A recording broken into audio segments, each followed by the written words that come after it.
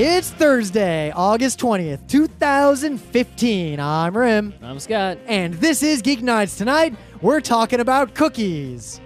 The good kind. The delicious kind. Let's do this.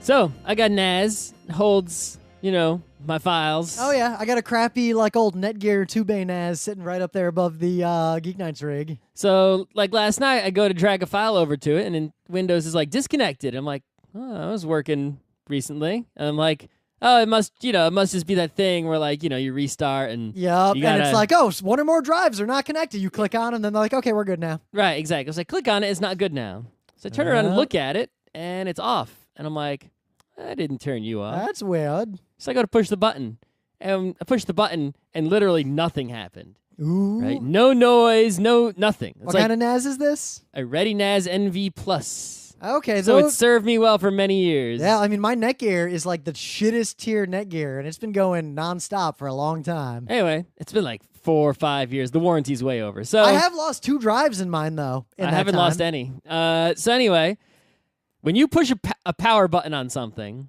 and you check to make sure it's plugged in, and you flick, if absolutely nothing happens, the odds are the thing that is broken is the power supply. Yep. Now you know why Luke needed those power converters. Right. So I'm like, well, that sucks. What can I do about this? So I go online, and apparently, not my version, but there's a previous version of the similar NAS, the same model line, had serious problems with especially heat and the power supply dying. You do keep your apartment warmer than I keep mine. Well, I don't even turn the air conditioning on when I'm not home, but I don't turn the NAS off ever, so it must have died from the heat while I was at work. Yep. So, I mean, it's a less common problem with my much newer model. I mean, it lasted 5 years. The other ones apparently were dying But also, immediately. honestly, in consumer level stuff, power supply goes on everything eventually. Yeah, so I'm like, well, what can I do about this? Can I buy the same exact NAS and move my drives over? See, now this is the thing. This is why I hate consumer level NASes so much. But at the same time, I don't really trust Drobo because that's the Apple of NASes.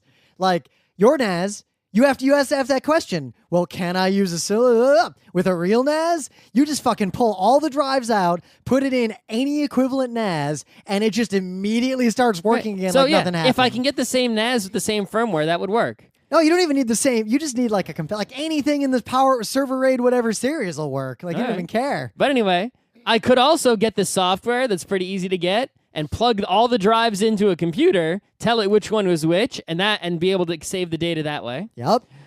Or I could fix this NAS by probably 90% chance replacing the power supply will fix it, right? Yep. So I went online, and this is such a common problem. There's plenty of third-party power supplies available. So I ordered one. And assuming it works, I'll be all right. But should I then try to replace the NAS with a newer one? I would. Right? You know what I'd do? Because I'm thinking about doing this. I'm glad I bought some bigger drives for my main PC on the Windows 10 upgrade recently. I've been planning. But it's a lot of money to buy a new NAS. I don't want to spend for no reason. It's even worse if you want a good the one. power supply was already $100. Yeah.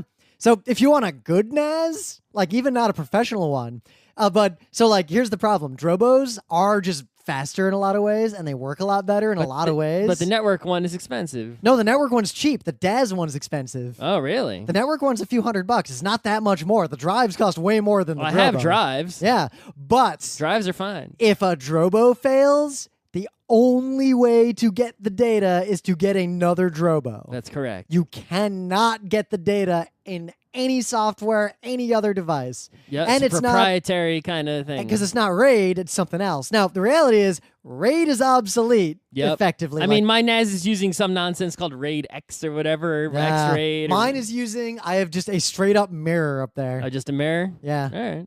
Well, because you know what? When I got it, space was actually not as cheap as it is now. This is an old NAS. Mine has 4 2-terabyte drives. Mine has 2 3-terabyte drives.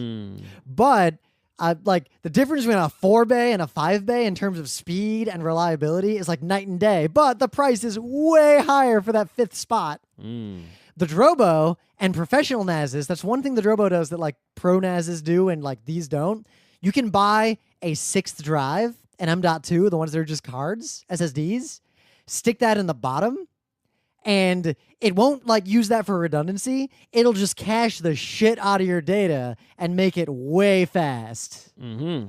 But that means buying a weird proprietary NAS from basically the Apple of NASes, and then buying 5 drives and buying a 6th M.2 drive that'll be like $100 more than like a normal SSD SATA. But why do I need it to be that fast? I basically just use it for backups. It's Yeah, just well, that's the it's a difference. backup storing place. I want to work on video that way. I bought fast hard drives and put them in my computer for that. So I would only do the caching if I was getting a DAS. That's a NAS that connects directly to your computer with It's not a NAS at all. It's just an external hard drive or a Except- bunch of external hard drives in a box Yeah. that looks like one hard drive. a DAS is, think of it as an external hard drive that's actually like 6 drives all rated together and like super fast and performant and gigantic. That's what you do when you're like editing video from that thing. I just on have a PC. big hard drive in my computer that I edit video on. Yep. What's wrong with that? Anyway, it's a more Monday topic. What I'm probably going to do is, as soon as we have some downtime after PAX and I edit like the next round of video, I'm going to reinstall Windows on an SSD and install a USB 3 thing and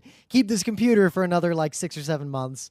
And when I get a new computer, I'm going to get a bunch of drives and use the Windows redundancy inside the computer. And that'll be my fast stuff. And then I'll get some giant, maybe like professional, like one of those just enclosures with like 8 drives.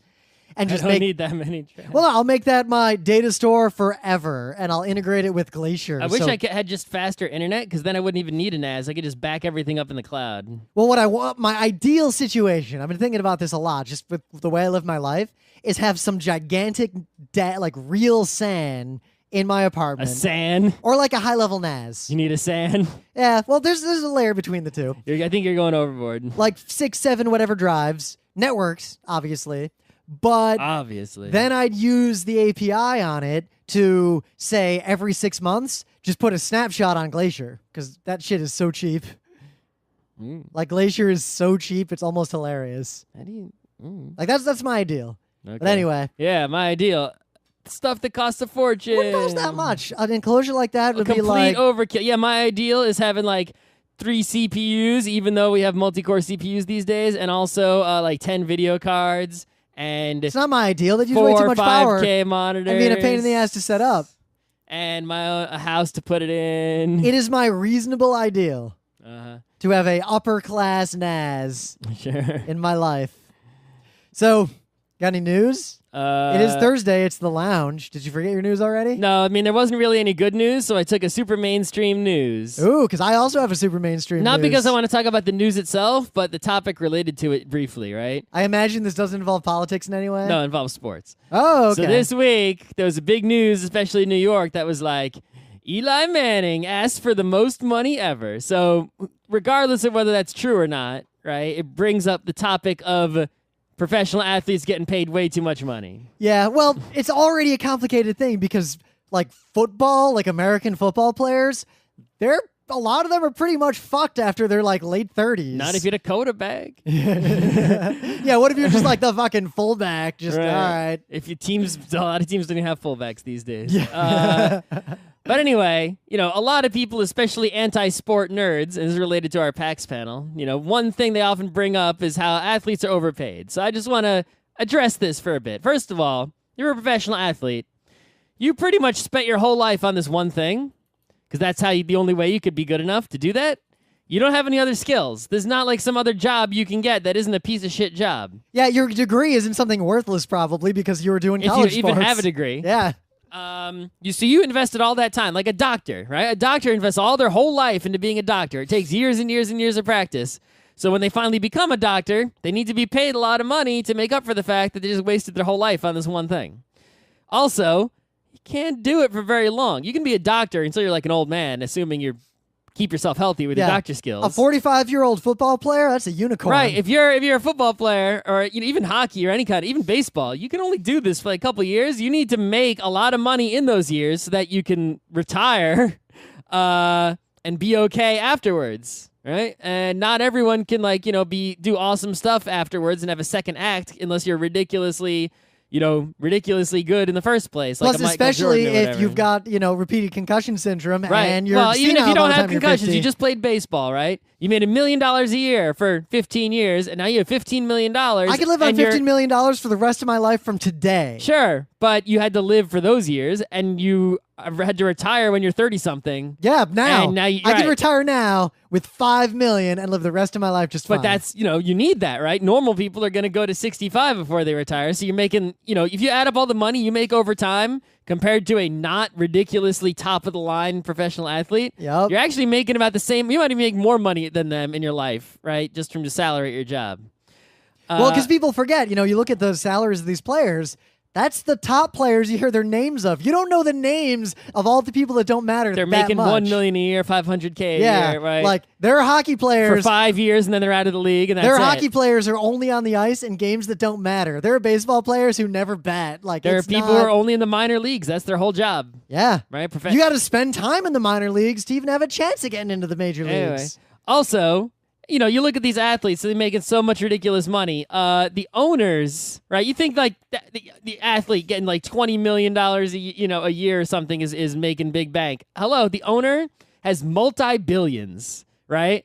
And they don't want to pay the athlete who's making them those multi-billions an extra $1 million a year. It's like, dude, You just if I'm working for someone and they make that much, I'm directly like just 2 steps under them, right? Because it's like quarterback, coach, owner, Yeah. well, general manager, owner, and they make literally 1,000 times more money than I do.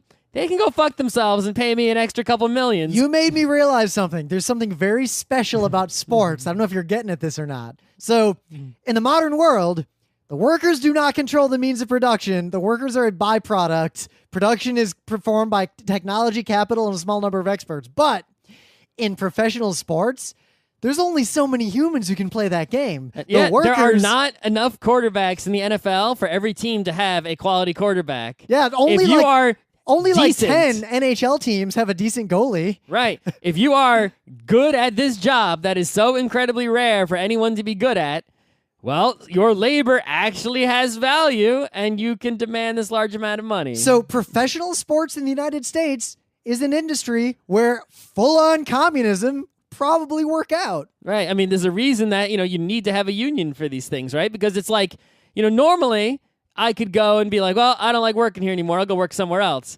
If you're the hockey goalie, it's not like you can work anywhere else. You either work in the NHL or the KHL. You don't have a choice. Like football, I'll go play in the XFL. Right. That does not around anymore. I know. But it's like you don't have a choice of where to work. So you need this union, to be very strong and to basically say, hey, because it's not like you can quit and go work somewhere else. No competition for your labor. You have only one possible employer. You need to stick it to them and stick it to them hard to get what you deserve. I think the real problem is with all this is that a lot of people who are young who literally have no chance of actually being in professional sports no chance.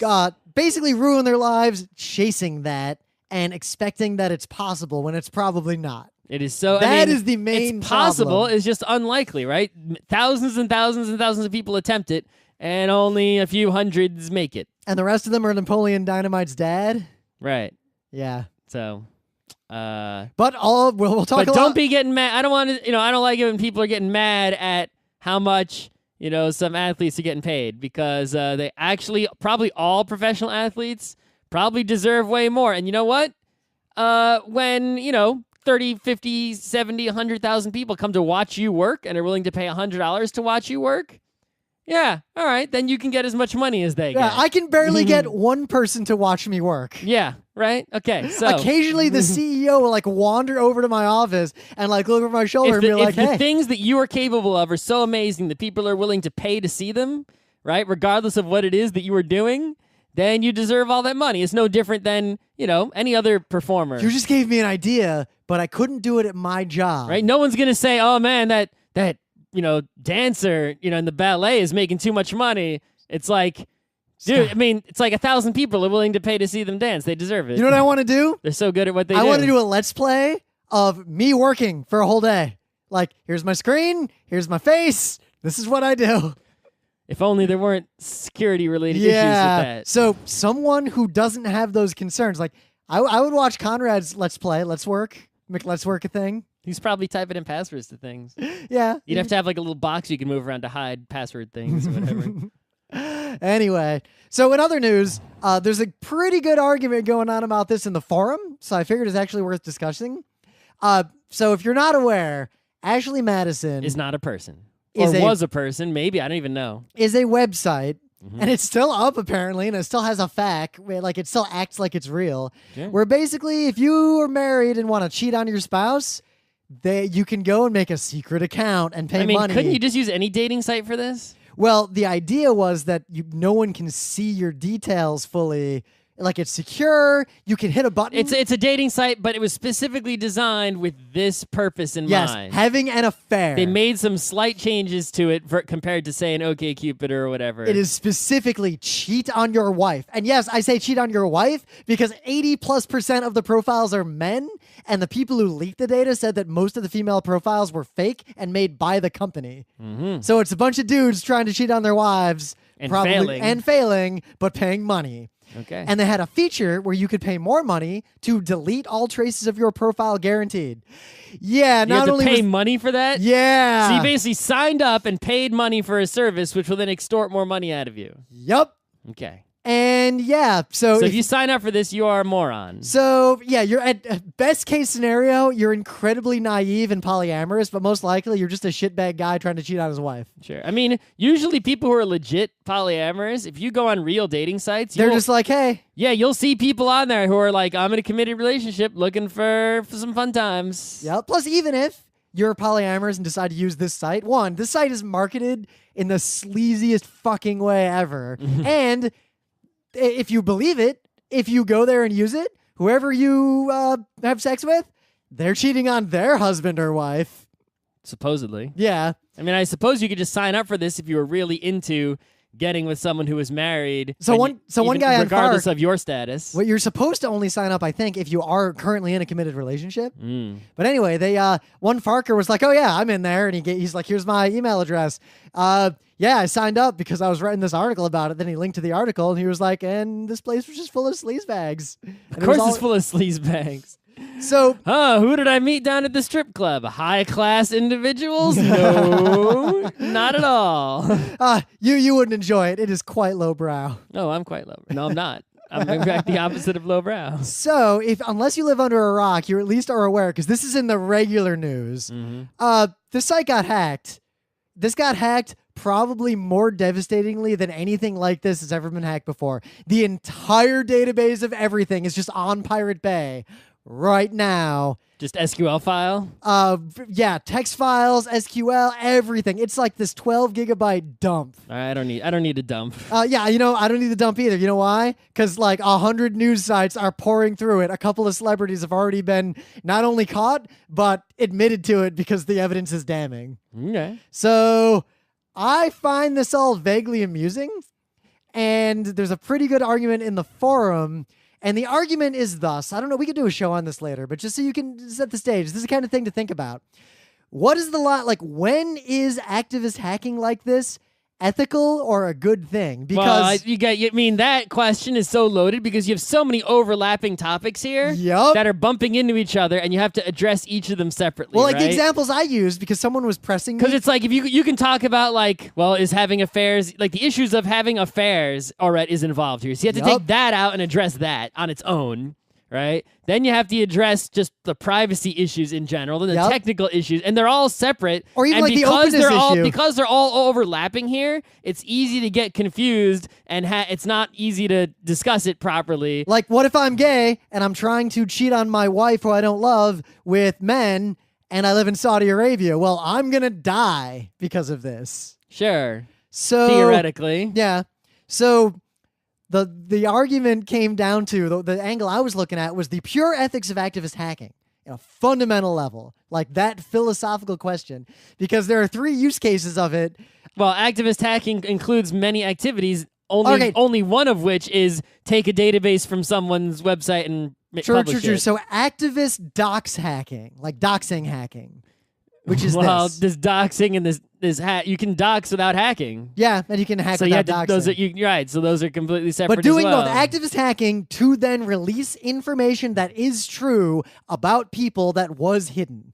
Okay. And you'd say, oh well, truth is generally good. So here's three examples that are gonna keep you up at night.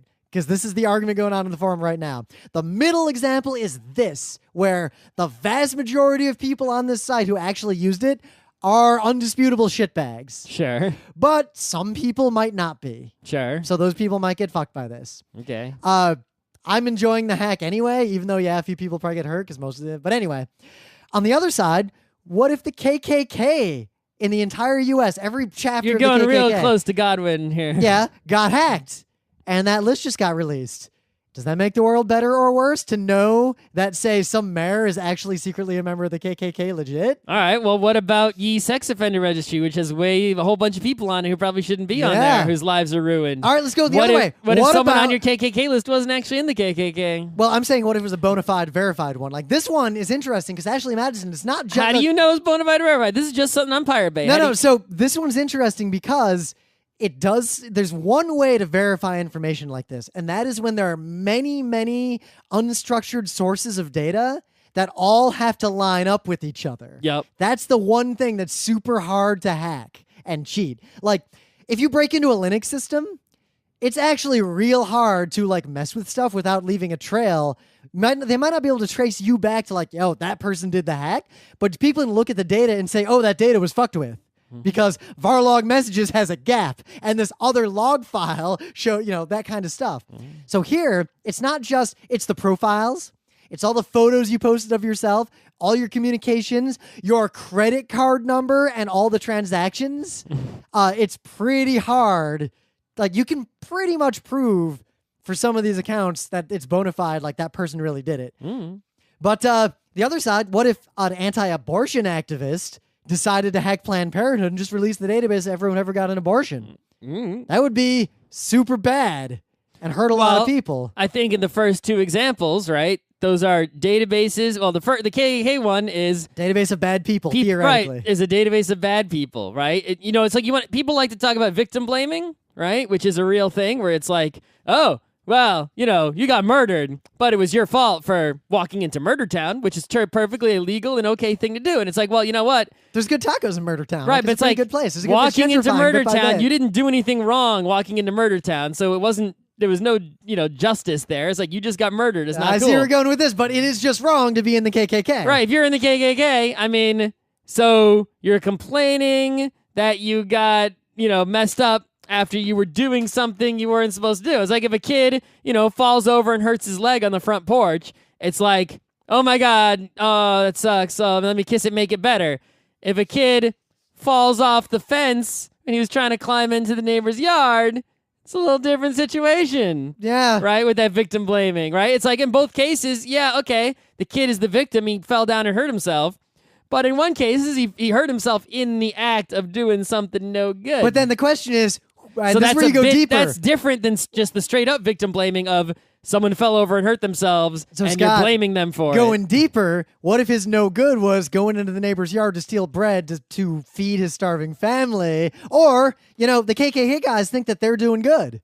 Sure. So they're not doing anything illegal unless they're lynching people. Yeah, or even if they Most of the time they're just burning crosses, which is legal, I guess. Scott, even if they are lynching people, as long as it's not on someone else's lawn. They think that's a good thing. Sure. So, morals are pretty relative and arbitrary. And right. Well, I don't agree that that's a good thing. So, in the war of fighting against them, if we win a battle, that's good for me. Yep, and that is why, philosophically, I have a complex opinion. And whatever I believe in, if we strike a blow against the enemy, I say it's good. Yep. Same as humans have done for a long time. Only I'm willing to admit it. And I don't have to have some sort of consistent rule that applies to all situations. Like, no, right? If we beat the bad guys this way, I don't need to apply the same principle to fuck the good guys just because, I don't need to have this consistent principle. It's fuck the guys I don't like and yay for the people I do like. Yeah, that's how I succeed in the world. People always be trying to be have this, they need to have consistency and apply the same rules all the time. No, fight the bad guys and go for the good guys. And who gives a shit if you apply the same rules? So you're saying we should become terrorists? No, just fight for what you believe, and who cares about It's like Is it okay to probably blow up North Korea? Yeah, it probably is. Is it okay to blow up the UK? No, we don't need to make some rule that blowing up things is always okay or always not okay. We don't need that. It's okay if you do it to bad guys. It's not okay if you do it to good guys. Yeah, and of course, bad guys include just random people in the desert who happen to live in a town where... No, I'm not saying that those people are right. In fact, I don't think anyone who's blown up anyone has been right in a very, very, very, very, very long time. There's also the separate question of, I didn't do this hack, but the data's there. What are the ethics of using that data if it's already there? That's the old, there's a Star Trek about they find a Nazi doctor's hologram and they bring him back and he has the cure to a horrible disease, but he got that cure by genociding tons of planets and killing trillions. Do you use the cure or not? Is the cure actually going to work? Yes. Yeah, then use it. Otherwise, those people died in even more vain. Yeah, it's the question of do you use the Nazi doctor's evil for good? But the argument against it is that by using it... You can't undo the evil. By using it, you encourage people to do more evil because they know that the fruits of their evil will be used by good people. No, fuck that. Just because I use that, I'm gonna those people who decide to do more evil because I did some good can go fuck themselves. I'm just saying that is an argument. My whole point of this is that the Ashley Madison hack is a very complex issue that is not easy to argue about because even poking it, just glancing at it, already opens like 20 different arguments. So if you have a discussion with a friend and they don't see how complex an issue this is, they're probably not that bright. That's the only point I got there. You got to split it up into the separate points and address each one individually without, you can't suddenly start talking about, is an affair, is having an affair even bad while you're still talking about privacy. It's no, you have to discuss privacy, and then you have to discuss, and they're completely separate. That is actually one of my easiest signs of a person who is incapable of argument or knows their position is bullshit. When they take an issue like this, and as soon as you make some headway against them on whatever it is they're arguing, they shift to one of those other topics to make sure that you can, it's like whack-a-mole, you can never actually finish them on anything because they'll always move a little bit to the left and a little bit to the right. Right. It's no, those are all completely separate arguments, and each one has, multiple different answers, or perhaps no answer, or a really easy definitive answer.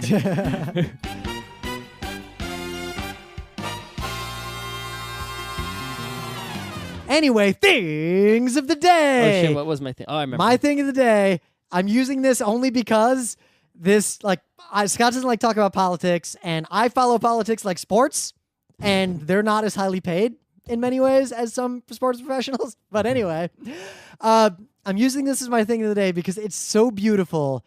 I don't even, I cannot. You can't even? You can only image. odd? I can only. So, right now, in North Carolina, which is far from the worst state in the United States. Yeah, okay. Yeah, I'll say that. Yeah, it's in the top half. It's not great. It has issues, but has serious issues, in fact, but it's not the worst. It's not Mississippi.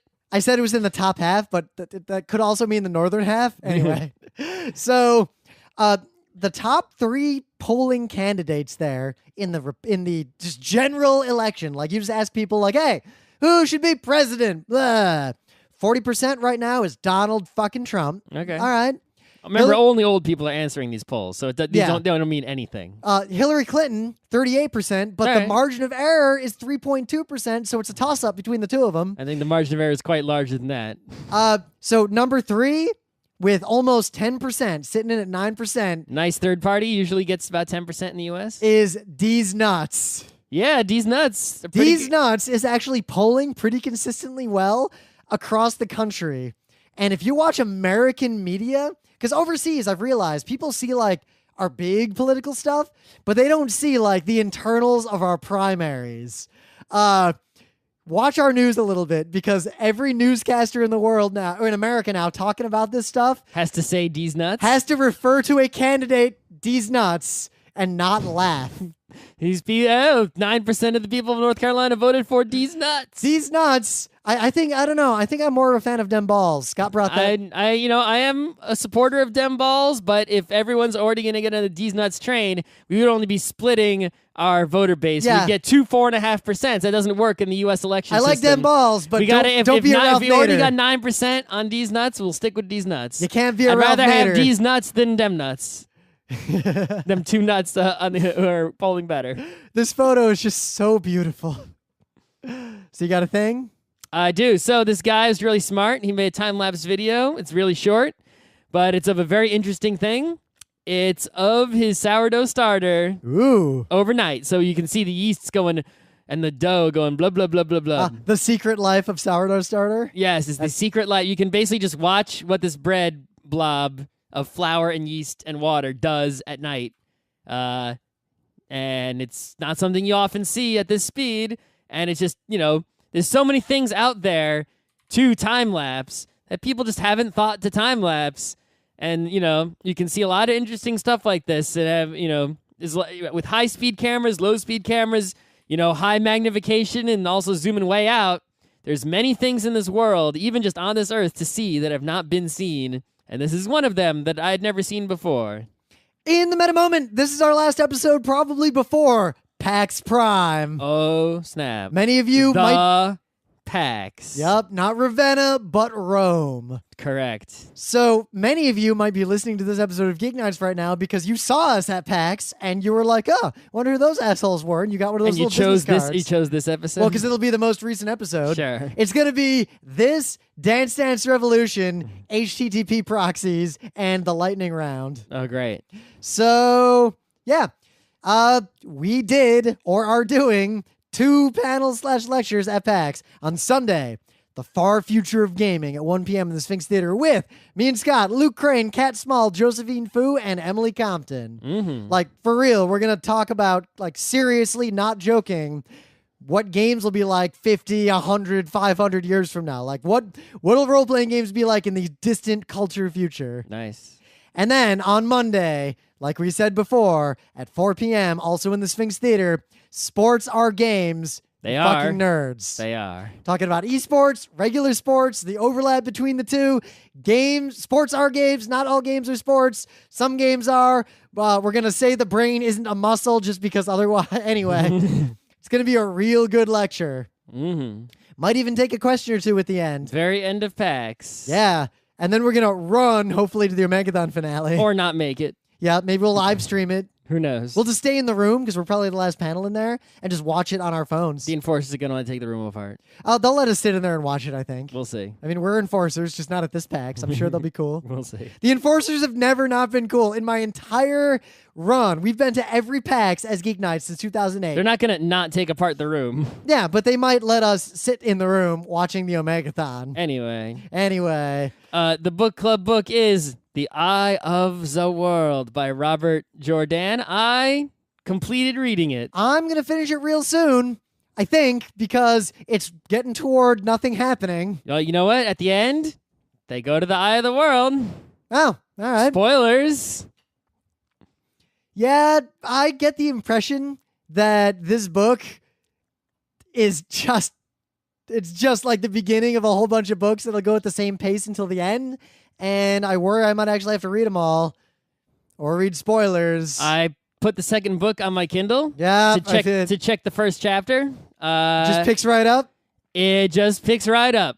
It's as if it's you could have just put that first chapter as the final chapter of the first book, and it would have been like, yep. And then, of course, it would have been a weird conclusion because it's a starter, and it sort of reintroduces the characters and things because it's the first chapter of a new book. I might power through and read the rest of the Wheel of Time stuff just because it won't be that long until our Scott Bakker's book comes out.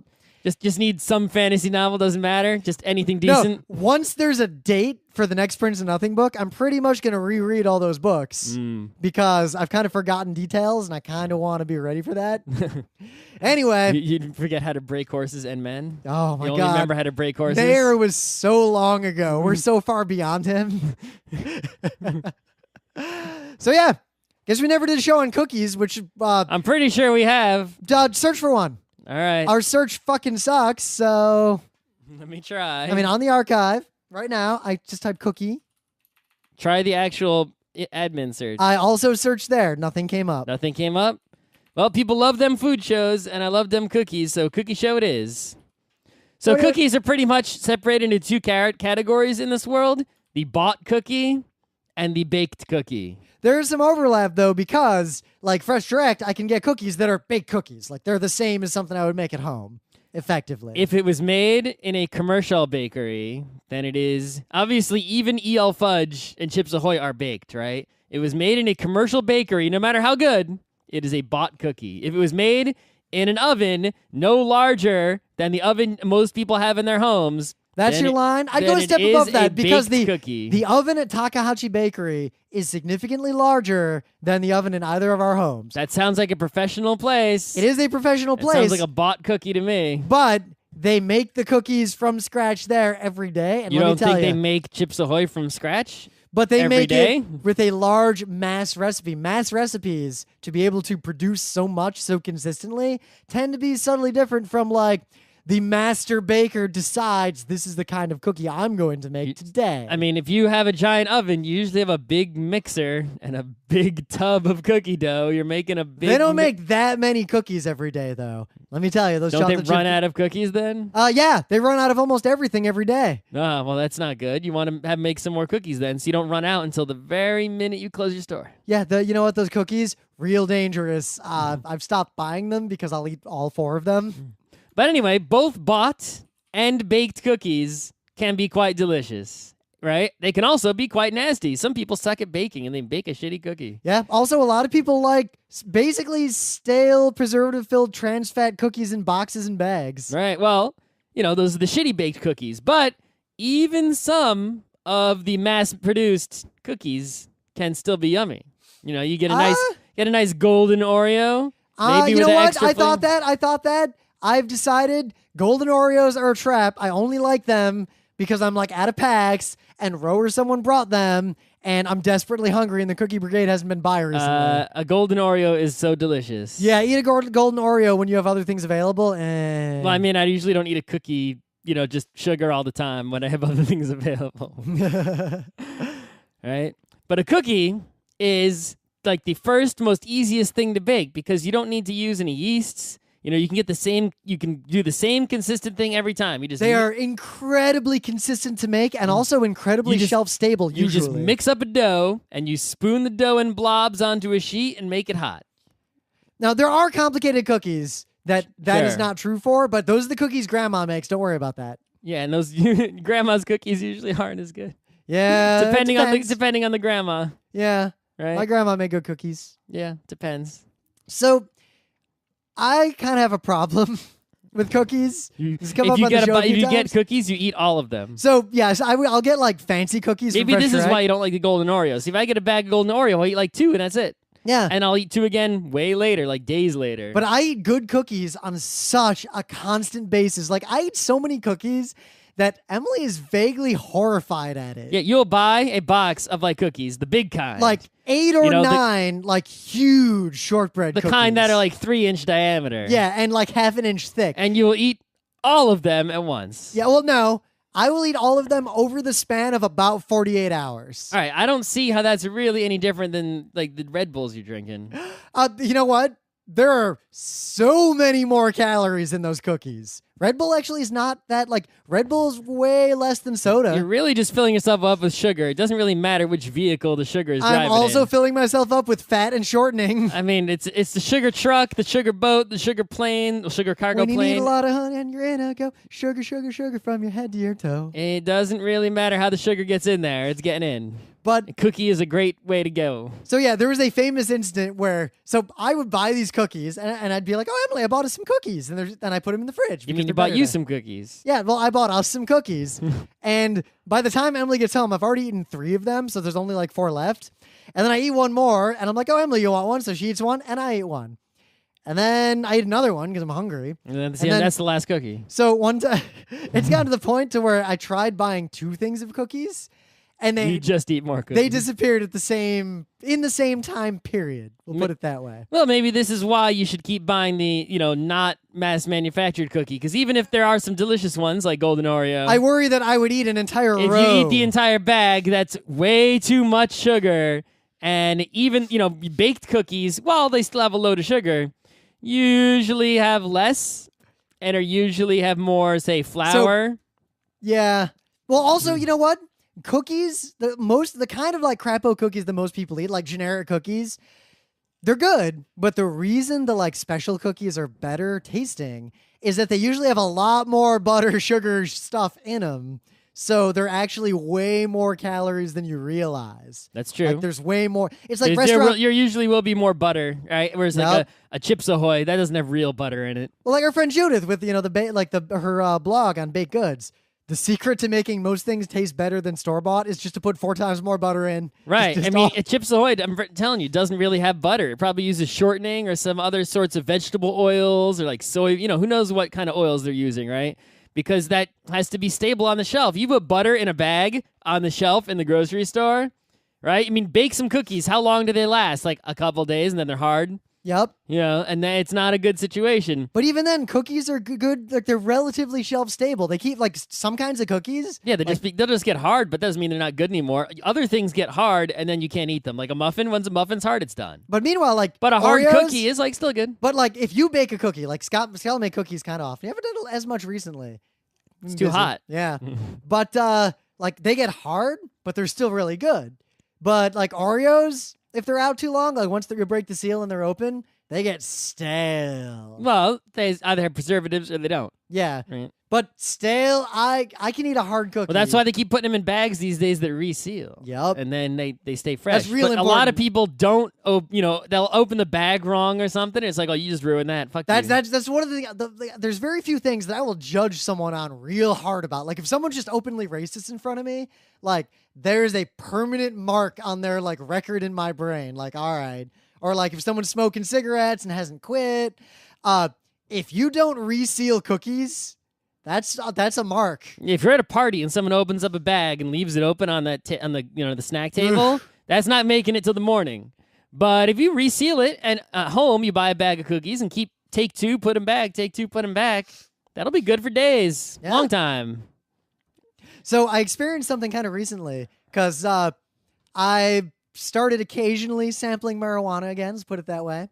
hadn't really been a thing since a few times in college, and just so happened last time there's a bunch of cookies around, and you know my problem with cookies already. Did you eat too many cookies? So I had a bunch. I'm of sure marijuana. wouldn't they taste bad, the cookies? No, they they taste the same. Mm-hmm. So no, they were not marijuana cookies. They were regular cookies. Oh. I just had a lot of marijuana. Okay. And I'll put it this way. This is going to make me sound real old. When we were at RIT and I would occasionally have marijuana, that was way weaker than what marijuana is like nowadays. Well, I'm sure you can still get the weak stuff if you want. You probably can, but like the way people consume it and just there's... So I had more than I was accustomed to. And I'm sitting there and we're playing Mario Kart and whatever and everything's fine. And then I think to myself, I would like a cookie. And I walk over to where the cookies are and I can only tell you that this was exactly like Cookie Monster. Think about how bad I am with the cookies now, coupled with the munchies. I basically ate like an entire thing of Oreos. That's what you do. Yep. All right. Just nom nom nom nom. And this is why I don't smoke weed. You get stoner stories like this. Like, Yep. oh my God, I ate a bunch of cookies. Okay. But it was such an order of magnitude more cookies than I eat with my already not smoking marijuana cookie addiction. That's stoner brain. Nah, You're imagining the magnitude of the cookies. Like, you're probably in your mind, there was like an avalanche of cookie. Like the freaking, what's that freaking cereal that tastes, Cookie Crisp cereal? Or like the, right? The disgusting shit, right? And you're probably imagining like you were in a Cookie Crisp commercial or whatever. In reality, you ate a whole bunch of cookies. Yeah, but it was like 20 or 30 of these Oreos. Like, I mean, I can eat 20 or 30 Oreos if Have you ever? if I don't eat anything else. Yeah. I once ate a whole full bag of Twizzlers. It's not really that different. Well, I can eat a giant pixie stick. the idea, I used to have those Pixie Six Star ITs. We could buy them at the corner store. That's right. Yeah. But Yeah, those cookie cereals, I'm not gonna. Those aren't cookies. No. Those are just disgusting. Yeah. All right, so let's talk about cookie varieties. So What's your obviously, favorite cookie? Like top three. Like what's your? I can't make a top 3 because basically, Without you don't have to order them. see what really these days people are mixing together so many different cookie ingredients, right, to make all sorts of delicious combinations. So that it's like you can't pick one single favorite cookie because it's like there's so many possible variations. All right. Well, you go by your class of cookie then. Right. Well, I think the number one thing is I like a cookie. There are factors of cookie, and if you combine these factors, you will achieve perfect cookiness, right? So the first factor is heat, right, and chewiness. I like the chewy cookie. I don't like the crisp, hard cookie. I like both in different circumstances. Right. Plus, I mean, watch out, obviously- chewy. People say they like chewy cookie, but like the average person in Peoria, the kind of cookie they want is that Mrs. Fields, like it's just warmed up cookie dough. Right. So the heat, that's it. The chewiness can't come from fake chewiness, like a Chewy Chips Ahoy, although those are good, but that's not the right kind of chewiness, right? It has to come from the heat of having just been baked and cooled off enough. You can't get it straight out of the oven. You'll burn yourself, right? Cooled off enough so that it's ready and cool to be eaten, but still chewy because active molecules from just being baked. That is the right. If the chewiness comes from any other source, it is not the right kind of chewiness. Yeah, you went a little too far. That's the wok. Right. So then, in the doughy part, right, it's all about the sugars being tasting as close to caramel / butterscotch as possible, right? When you make a cookie, really, you're just taking butter, sugar, flour, egg possibly, and just trying to get caramel into some sort of bread-like shape and texture, right? But really, you just want it to taste like fucking caramel. So the closer it tastes to that, the better the cookie part is. So I guess on that note, in terms of that flavor, I like really complicated, weird cookies and like fancy ones, but like I'm not gonna lie, my favorite kinds of cookies are sugar cookies and shortbread cookies. You mean cookie and cookie? Yeah, but there's the chocolate chip cookie. That is a fundamentally different class of cookie. Sure, whatever. Like they serve a different purpose. Right. They feel different. They serve a different craving. Right. And then in terms of the filling in the cookie, right, the best filling you can possibly put in a cookie is pretty much fruits, nuts, and chocolates of any kind. It doesn't really matter. I like but the pure medium. I like just the sugar cookie. the best fruits you can put in are dried fruits, like, say, a raisin or a craisin, right? What about the fancy grandma cookie that's like shortbread on the outside and then like that apricot stuff you get in a Hamantaschen on the inside? That's like a fruit filling. That's not. You're venturing slightly out of cookie territory. That is a there. cookie. Sure. Wait, I'm going to go to the Wikipedia page on cookie. It's a Hamantaschen, by the way. Anyway, I pronounced it with my Midwestern media neutral accent. For the nuts, right? The absolute best nut is the walnut. There's pretty much no better nut to put in a sweet cookie treat than a walnut. That is true. That's why DeBella's has chocolate chip cookies and chocolate chip cookies with walnuts. The latter are just superior. Walnuts are real expensive for a reason. And of course, chocolate, you want to put in not the sweet chocolate. The sweetness is coming from the cookie. You want to put in, to contrast the flavor, the dark chocolate or the semi-sweet or the bitter chocolate. And you don't want to put in too much either. You want to put in so that there's enough in each bite, so you get a little chocolate in each bite. You don't get like a face full of nothing but cookie. But you don't want to just be eating a chocolate bar with extra sugar added either, right? It's got to be the right amount in there. All right, the Wikipedia is pretty much like spot on. It's very clear, like this is United States centric. A sweet baked treat, flour, eggs, sugar, butter, cooking oil, or another fat of some kind. Yep. And maybe with something like raisins, oats, chocolate chips, or nuts. Yep. That's it. That's cookie. Yep. Or biscuit if you live somewhere weird. Now, there are certain very popular cookies I would like to comment on, right? Ooh, here's a list of all known names. Oh, What are you looking at now? There's a Wikipedia page, list of all cookies, but then on the cookie page, there is a list of notable cookie varieties. Right, so here's some notable cookie varieties you have to discuss. What's a fatigue man? I don't know. Ooh, oh, I know that kind of cookie. That's a donut, though. It's not a cookie. All right, so notable important cookies to discuss. Number 1, the Girl Scout cookie. You know what? Overrated. I don't like them anymore. Most people seem to like the really fancy ones that are complicated, like the tag-along, right? I prefer the Thin Mint, But even more, I prefer the one that no one gives a shit about, which is the trefoil. Yeah, the shortbread one. That's the best Girl The Scout cookie trefoil ever. is just the shape of a Girl Scout logo, and it's a cookie. It's a shortbread cookie, right? Right, yeah, but it's just really freaking good, and no one gives it any respect because it's so boring compared to like the Do-si-do or whatever. So you can get them real easily, but they taste great. I don't know, and the complicated ones, I think they're just trying too hard. But the problem is, I used to really like Girl Scout And the cookies. Thin Mint, the chocolate quality in the Thin Mint, either I've been able to taste better chocolate or it's gotten worse because the chocolate in the Thin Mint is like the lowest quality chocolate that there is. Here's how I'd say it. And the mint is not nearly as strong as it used to be. With the trefoil, once I started eating fresh baked shortbread cookies, those things are just garbage. Well, I mean, it's not a good version of that, but I'm comparing Girl Scout cookies to other Girl Scout cookies. But I'm saying comparing them to real cookies, and with the Thin Mint. Yeah, I mean, a Girl Scout cookie is a mass-manufactured, not great cookie no matter which one you get. The Thin Mint is in the same tier as the Andes Mint. Cheap chocolate, barely any mint. And you would be surprised, the chocolate and mint in the Andes candies, which are not cookies, by the way, Yep, I'm not is saying they better are. than the chocolate and mint in a Thin Mint. I'd agree with that, thinking about it. It's actually, anyway. So the Girl Scout cookie. Okay, so the Oreo. Oreo's been doing a thing lately where they got tons of crazy flavors. That's their shtick now. And they have they're all limited time. So it's So like, do you know about the difference between Oreos and Hydrox? oh, you want to talk about Hydrox? Hydrox came first, and in blind taste tests, was better. I have eaten both. I've never done a blind taste test, but the cookie part, the frosting, I could never tell the difference.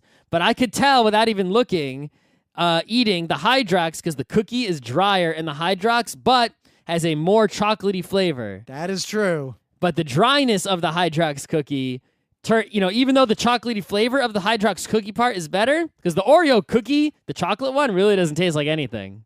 It's really just a vehicle for the frosting, except the golden Oreo, which tastes great.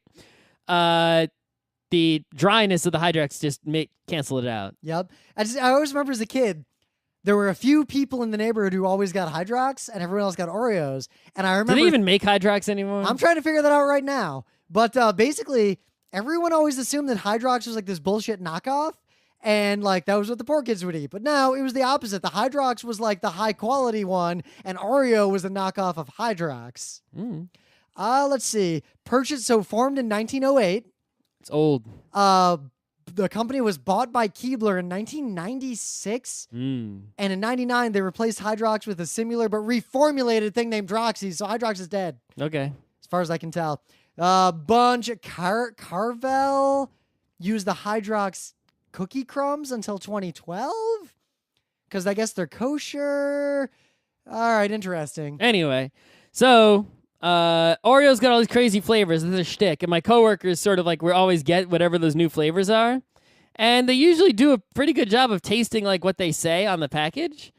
But I think they keep them limited for a reason, is that you'll realize like, oh, there's really no point to this. It's just, more Oreo. They also don't taste that different. Like, I wonder in blind tastes, I'll bet... we just had, the one we had most recently was like brownie batter Oreo, where the filling was replaced with something that tasted like brownie batter, and it was pretty much just chocolate Oreo, chocolate filling. It's like, yeah, it had a very subtle difference that was clearly brownie batter-ish, but what? Big deal. It's like, okay, it's not like blowing you away. Like, my life has changed. I love these so much. It's not something insanely good. It's not, I'd rather eat just plain old golden Oreo. So, anyway. Yeah. And a lot of the weird flavors, like you don't even want to eat them at all. Like the watermelon one, it's like, oh yeah, it's got a watermelon flavoring. Okay, that's enough of that for me. I'm done. Well, you know what? It's like with cocktails. I like the pure sort of classic cocktails. With cookies, I like the pure classic cookies. I like, Toll House style cookies. I like oatmeal cookies. I like shortbread and sugar cookies. Mm-hmm. So, the animal cracker is a cookie, despite being called an animal cracker. And it's usually, even though it's, in the shape of an animal, which is always fun, because, I'll bite off the giraffe's head, and then his legs, and I always get it on JetBlue, because I don't want these other garbage they're handing out. Animal crackers, regardless of who makes them, seem to mostly just be like graham crackers in a different shape. Yeah. They're very cinnamony and honey-y. Ooh, we can't get into that, because if we talk about graham crackers... ever had, like those Teddy Grahams? That's usually what an animal cracker tastes like. Yeah. Except Teddy Grahams always have like some weird coating to make them extra sweet. Well, that's what animal cracker tastes like. Depends on the animal cracker. Sure. Also, I remember when they had those Teddy Grahams where they stuck 2 Teddy Grahams together with filling between them. Yep. And it's like, really? I remember nowadays I only get animal crackers on airplanes. Mm. And I actually only get them if there isn't a better option. Yeah. So the graham cracker, despite being really popular and coming in many different forms, is really just sort of this bridge cookie in between the regular cookie and the ginger snap, right? Obviously, a graham cracker, it doesn't have ginger in it. It has like cinnamon or whatever. But it's sort of like this area of cookie where you get the spicy sweetness coming in because the cinnamon honey combo. And ginger snap is like, no, we're going to make a spice cookie. Hell yeah.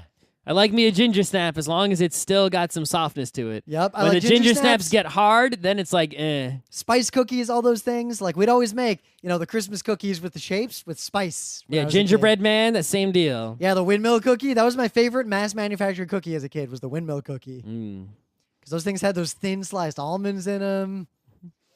So there's Chips Ahoy. And what's the other brand? I can't eat that shit. There's the other brand. What is it? Doesn't matter. Chocolate chip cookies in packages are just like I can't eat them. They taste like preservative to me. Like they taste like they're soft still, and my brain says this should not be soft. Yeah, I just can't. But there's like 2 major brands of bagged cookie that are right. You mean bad cookie? Yeah. There's also a bunch of other similar kind of things down there, like the EL fudge. It's like the 2 little Keebler elves with a ship in between them. When I was a little kid, I really liked those because there was an old lady when we had block parties who would always set up a table with just tons and tons and tons of those things. And I'd just stand there two-fisting them. Yeah.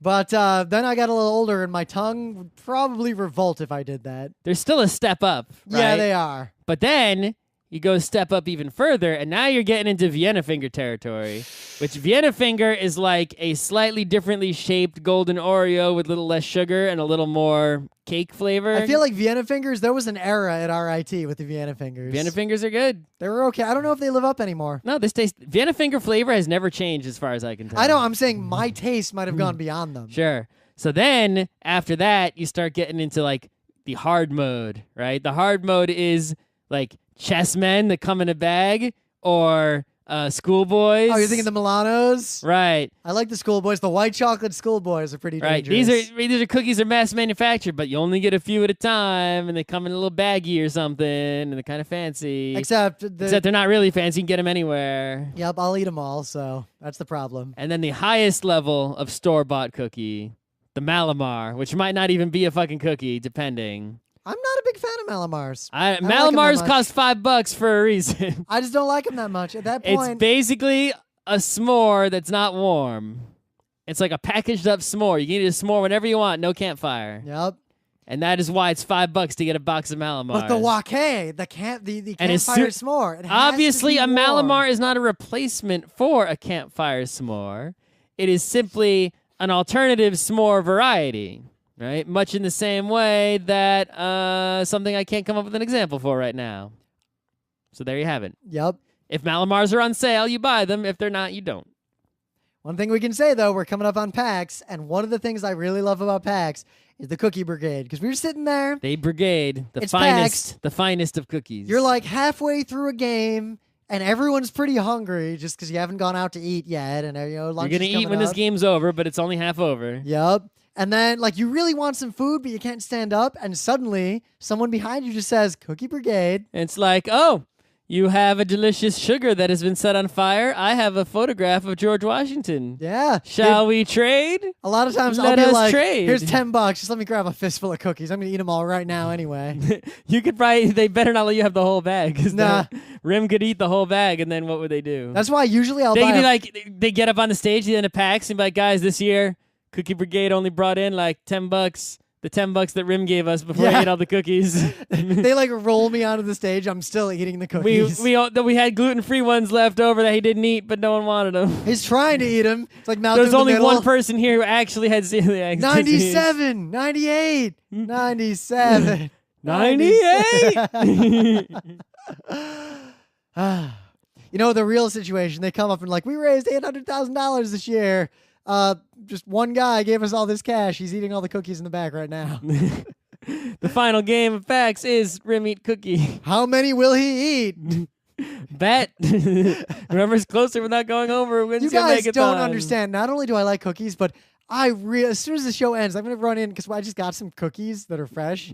You ate one before the show. I ate two Daddy before the show. He ate two. I ate one right when I came home. And Do then you I ate eat one. cookie? I had two.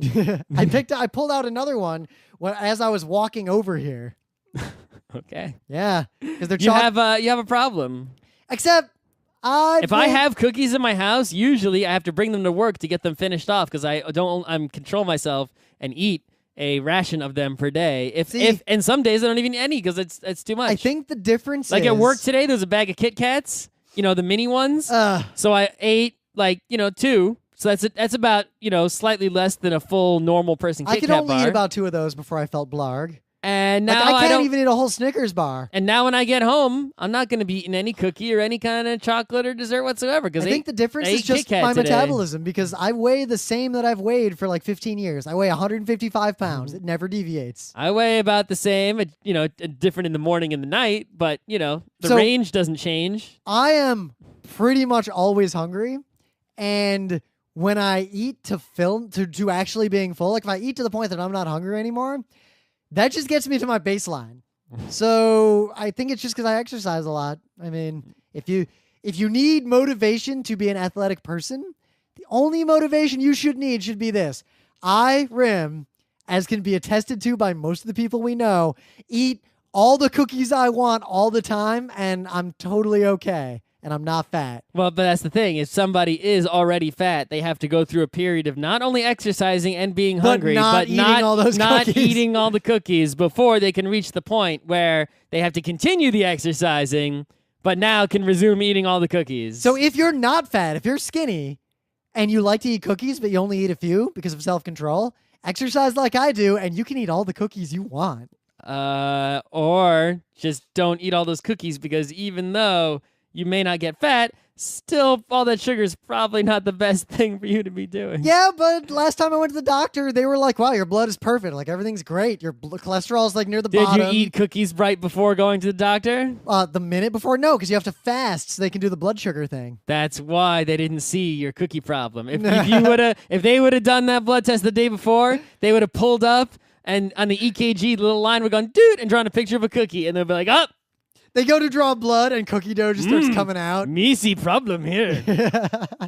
C is for cancer. I watched a lot of Sesame Street, and I feel like that's why I'm the way I am today. Cookie Monster was my hero. My guys all began with C. Count and Cookie Monster. Those are the guys. Actually, my favorite character was Gordon. Okay. For whatever reason. Number 2 is Cookie Monster. 3 is probably Wormy. 3 was actually Oscar the Grouch, because I felt like he told it like it was. I like Wormy better than Oscar the Grouch. I liked Oscar a lot. You know why? 1, green. Green is good. Yeah, like that's a really big reason. Okay. You're asking for my kid motivations for kid desires and kid opinions. I want cookies and evil vampires. Yup. And then cute worms. All right, we talked enough about cookies, so I'm sure there will be much cookie discussion among other people. There's so many. I mean, I could talk about cookies so much. I could talk about the rainbow cookies at the Italian bakery.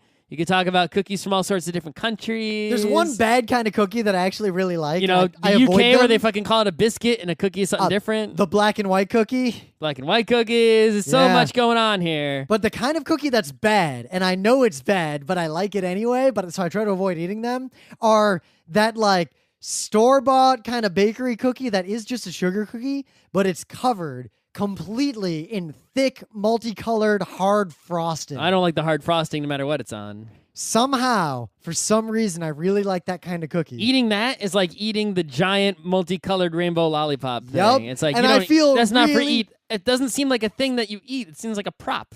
I know, but yet when I eat that cookie, part of me is saying this is wonderful, and part of me is just trying to look away. No part of me even wants to eat that cookie. I can't even take one bite. You sure you're not just repressing it deep down? There's a little part of you that's like, that cookie. No, the hard frosting is nasty. Now, if you take a regular cookie and you put some actual creamy frosting on the regular cookie, now you have a cake. But then you go one step further. But eat it anyway. Just take that cookie, get another identical cookie, put ice cream between the two cookies. And now you have the full power. Yeah, ice cream sandwich is where it's at. Also, that gif of Cookie Monster with the giant cookie. No, I'm not. That face, that D face. All right, guys, either see you at PAX or we just saw you at PAX. Or you suck. We're done. I'm hungry for cookies. This has been Geeknights with Rim and Scott. Special thanks to DJ Pretzel for the opening music, Kat Lee for web design, and Brando K for the logos. Be sure to visit our website at frontrowcrew.com for show notes, discussion, news, and more. Remember, Geeknights is not one, but 4 different shows. Sci-Tech Mondays, Gaming Tuesdays, Anime Comic Wednesdays, and Indiscriminate Thursdays. Geeknights is distributed under a Creative Commons Attribution 3.0 license. Geeknights is recorded live with no studio and no audience. But unlike those other late shows, it's actually recorded at night.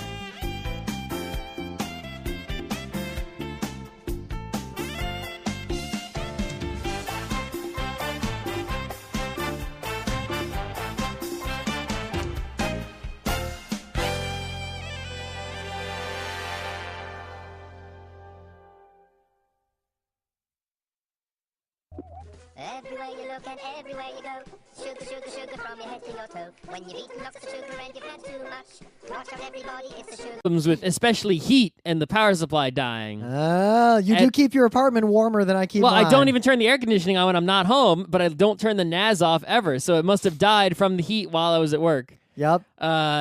So, I mean, it's a less common problem with my much newer model. I mean, it lasted 5 years. The other ones apparently were like dying immediately. But also, immediately. honestly, in consumer level stuff, like power supply goes on everything eventually. Yeah, so I'm like, well, what can I do about this? Can I buy the same exact NAS and move my drives over? See, now this is the thing.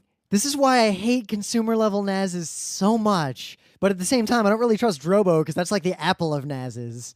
Like, your NAS... You have to have that question. Well, can I use with a real NAS? You just fucking pull all the drives out, put it in any equivalent NAS, and it just immediately starts working again so, like nothing happened. If I can get the same NAS with the same firmware, that would work. No, you don't even need the same. You just need like anything in this power server RAID whatever series will work. Like you don't even care. But anyway, I could also get the software that's pretty easy to get and plug all the drives into a computer, tell it which one was which, and be able to save the data that way. Yep.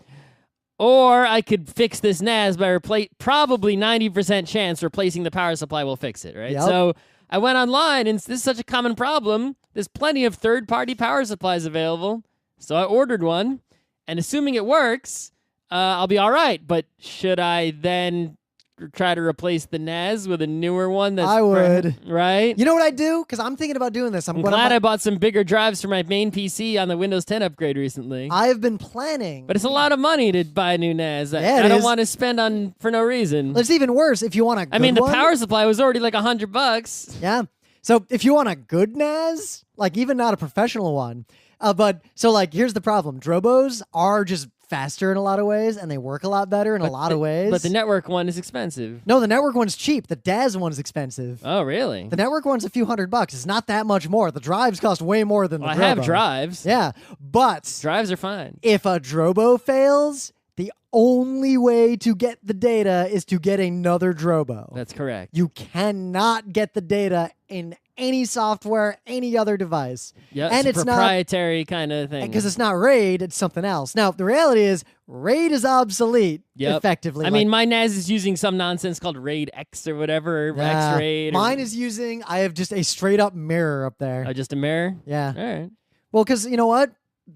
When I got it, space was actually not as cheap as it is now. This is an old NAS. Mine has 4 2-terabyte drives. Mine has 2 3-terabyte drives.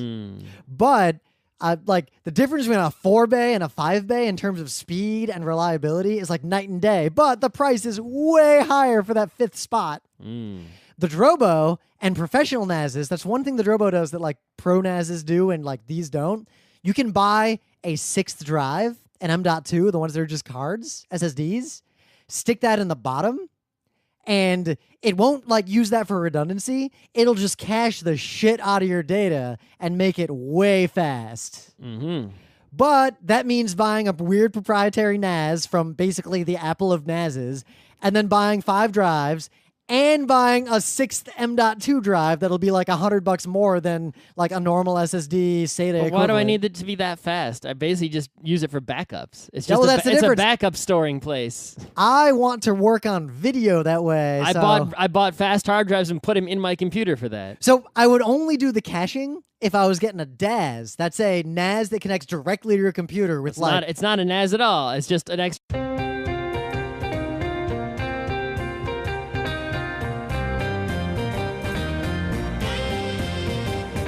It's Thursday, August 20th, 2015. I'm Rim. I'm Scott. And this is Geeknights. Tonight, we're talking about cookies.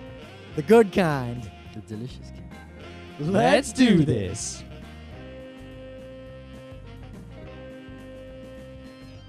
So, I got NAS. Holds, my files. Oh, yeah. I got a crappy, old Netgear 2-bay NAS sitting right up there above the Geeknights rig. So, last night, I go to drag a file over to it, and then Windows is disconnected. I'm like, oh, I was working recently. And I'm like, oh, it must just be that thing where, you restart and... Yep, you gotta, and it's like, oh, one or more drives are not connected. You click on them, and then they're like, okay, we're good now. Right, exactly. I was like, click on it, it's not good now.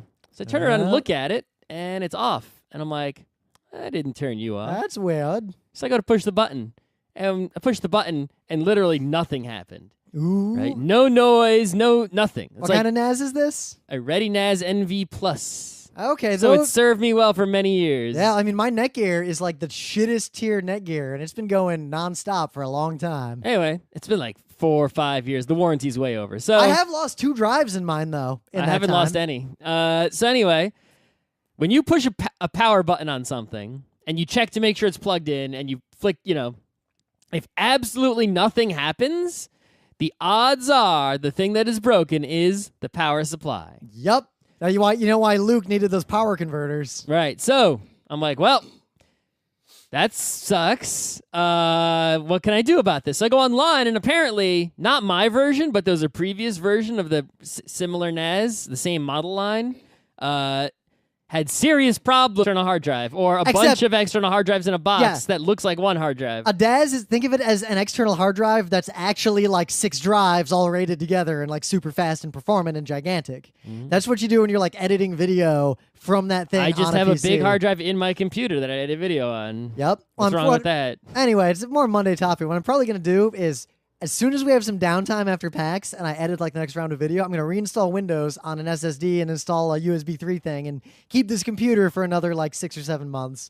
And when I get a new computer, I'm going to get a bunch of drives and use the Windows redundancy inside the computer.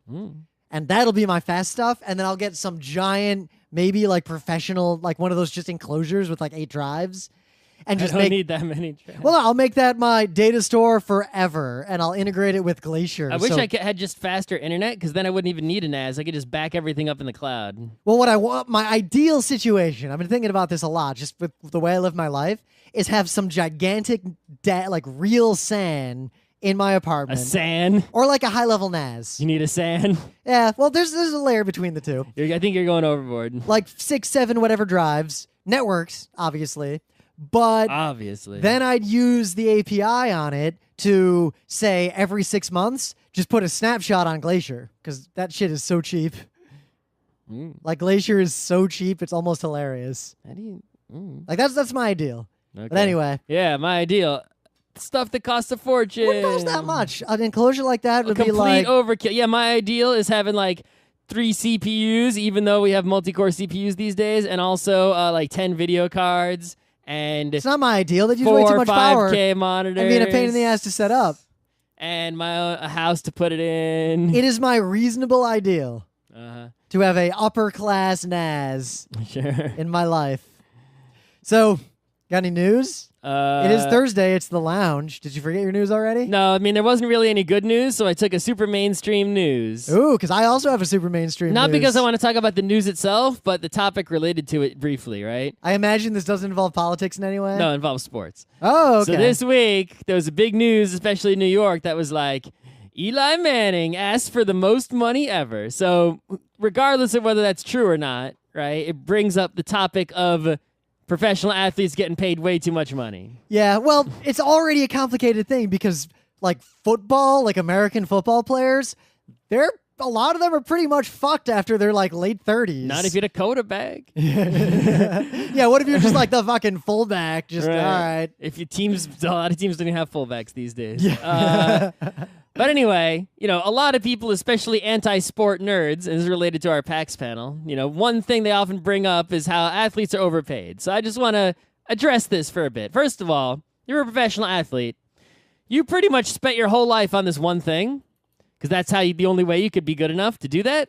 You don't have any other skills. There's not like some other job you can get that isn't a piece of shit job. Yeah, your degree isn't something worthless probably because you were doing college sports. If you even have a degree. Yeah. You invested all that time, like a doctor, right? A doctor invests all their whole life into being a doctor. It takes years and years and years of practice. So when they finally become a doctor, they need to be paid a lot of money to make up for the fact that they just wasted their whole life on this one thing. Also, you can't do it for very long. You can be a doctor until you're like an old man, assuming you keep yourself healthy with your doctor skills. A 45-year-old football player, that's a unicorn. Right. If you're a football player or even hockey or any kind of, even baseball, you can only do this for like a couple of years. You need to make a lot of money in those years so that you can retire and be okay afterwards.